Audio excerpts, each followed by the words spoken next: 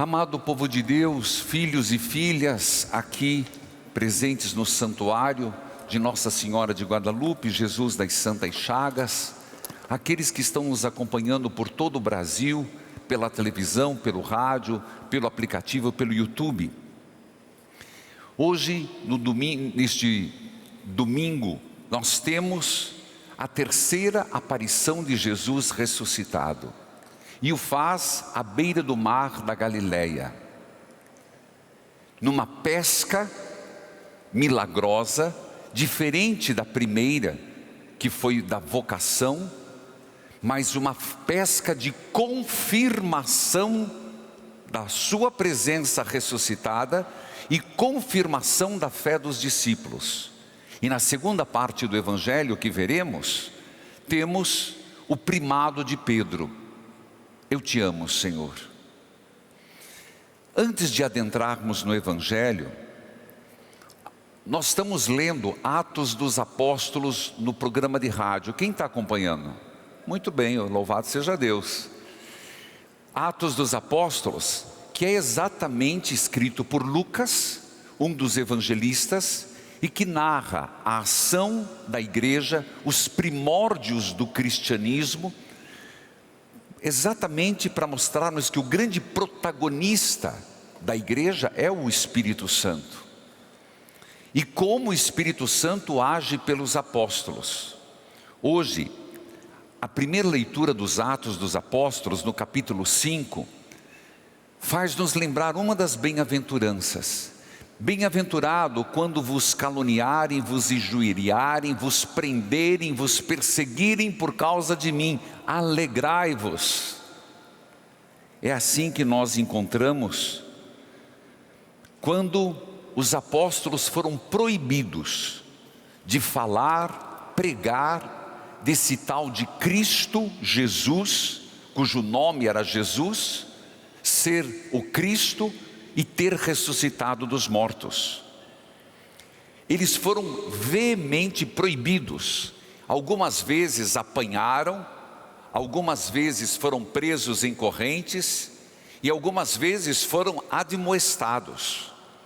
Aqui se trata de que eles não queriam que propagasse essa verdade, porque os apóstolos assim diziam: nós vimos e cremos.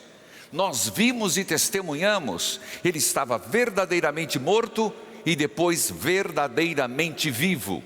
E isso começou a mexer com a multidão. Isso começou a mexer com judeus e não judeus. Foi quando, sendo assim exortados, Pedro faz um questionamento que serve para mim e para você. Por acaso devemos servir a Deus ou aos homens?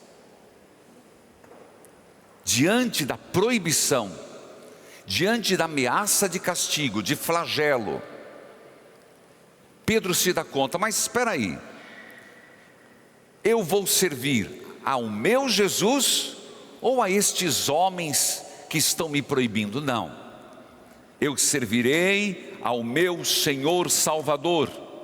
E somos testemunhas, ele disse, no Espírito Santo, que Deus o ressuscitou. Então, mais uma vez, eles foram açoitados, apanharam, outras vezes foram apedrejados, mas eles saíram da prisão, certamente com ferimentos no corpo, louvando a Deus, agradecendo a oportunidade de terem dado testemunho de Jesus. Veja-se que coisa maravilhosa, como é uma inversão de valores. E aqui é para mim e para você: se nós acreditamos na ressurreição, se nós acreditamos em Jesus, nós deveríamos sair das provações, das calúnias, muitas vezes dos momentos difíceis da vida, porque não é só flagelo de vara.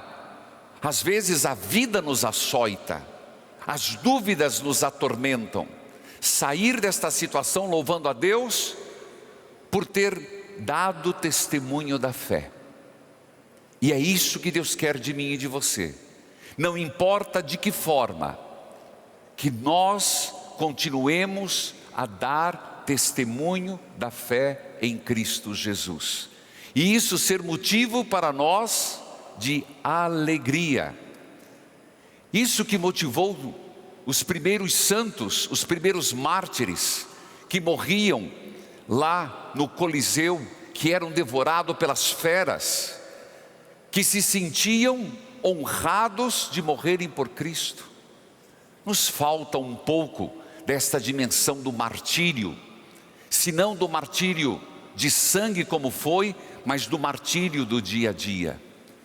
E é na mesma perspectiva que vem este evangelho, um pouco longo, é verdade, mas que começa dizendo que pela terceira vez Jesus apareceu no mar, no lago de Nazaré, no mar de Tiberíades, é a mesma coisa. E de repente fala que os apóstolos, e enumera 7 apóstolos, seguiram Pedro para pescar. Mas espera aí, Jesus não tinha dito: você a partir de hoje se tornará pescador de homens? O que significa, Pedro, vou pescar? Olha, em outras palavras, nós seguimos o mestre, largamos tudo, deixamos família, mas ele morreu. Vamos voltar à nossa antiga profissão? O que é que nós sabemos fazer? Diz que com a idade, quanto mais idade temos, a gente volta àquilo que mais sabe fazer. Muitos voltam à língua mãe, outros voltam às suas atividades manuais. Pedro disse: vamos voltar a fazer aquilo que sabemos. O que eles sabiam fazer a vida toda? Pescar. 7 deles, mas foram bem-sucedidos na pesca? Não. Não é por acaso que João diz isso. Não dá para voltar atrás. Quem começa a seguir Jesus, quem começa esse caminho da ressurreição, queridos irmãos e irmãs, não dá para a gente voltar atrás. A felicidade não está mais em voltar. Se antes aquilo nos fazia feliz, não nos fará mais. Se antes lançar as redes para pegar os peixes nos realizava, agora não mais. Tanto que eles voltaram para a margem com as redes vazias. E eu faço essa pergunta: quantas vezes a gente quer voltar ao passado, que a felicidade estava lá, eu era feliz e não sabia? Com todo respeito, essa frase não pode ser usada. E se por acaso passamos por isso, que só tomemos consciência, sim, o que passou, passou, mas se eu voltar naquele momento, eu não serei feliz tal qual. Você não repete emoção, você não repete afeto, você não repete circunstância. Você volta, mas não é a mesma coisa. Então é daqui para frente. Não volte, não volte. Daqui para frente. Ele estava voltando para a margem e viram um homem, era Jesus, mas não sabiam que era. E ele perguntou: vocês têm alguma coisa para comer? Não. Aquilo que mais sabiam fazer não deu certo. Foi quando ele disse: lancem a rede à direita. O fizeram e pegaram muitos peixes, 153 grandes peixes, que significa para uns, os peixes, a variedade de peixes que se tinha naquele lago, 153, ou um outro significado, era o número dos povos conhecidos. Então, a partir do mando de Jesus, da palavra de Jesus, a rede ficou cheia. Na minha vida e na tua também, filho. Nós temos que pedir, às vezes com as redes vazias, uma noite cansativa. A vida às vezes cansa, tem hora que a gente fala: eu estou cansado de sofrer. eu estou cansado de não conseguir. É hora da gente perguntar: Senhor, o que eu faço? E esperar que Ele diga. Como Ele disse, lance a rede de novo. A probabilidade era mínima de ter peixe, era muito raso, menos de 100 metros. Era de manhã, os peixes não sobem para a margem. Mas quando Jesus fala, quando Jesus entra na tua vida, na minha, e dá uma ordem, façamos, porque vai dar certo, mesmo que seja ilógico. Por isso que os santos são santos, porque eles agiram fora da lógica humana. Repito, pegue uma vida de um santo, agiu sempre fora da lógica humana. Nós precisamos escutar mais Deus. Ei, perguntar: o que eu faço agora, Senhor? O que eu faço agora? O que tenho são redes vazias, frustrações, desilusão. O que eu faço agora? Lance de novo a rede, mas sou eu que mando. Depois saíram à margem e já tinha um braseiro com peixe e pão. Jesus faz a cena, repete, cena não no sentido de teatro, mas de fato reparte o pão, lembrando a Eucaristia. Ele celebra a Eucaristia com os seus. Isso João faz lembrar a mesa, lugar de comunhão. E por fim, o texto maravilhoso, é como que chegando ao momento da mesa, Ele tendo confirmado os seus, ninguém ousava perguntar se era Jesus, estava evidente, são os sinais. Ele vem: Pedro, vem aqui. Ele nos chama à parte. Não é só Pedro que Ele chama. O diálogo de Jesus é com minha alma, é com sua alma, é com seu ser. O discipulado com Jesus não é grupal, é individual. Nós podemos olhar para a caminhada do outro para aprender, mas a resposta é pessoal. Pedro, tu me amas?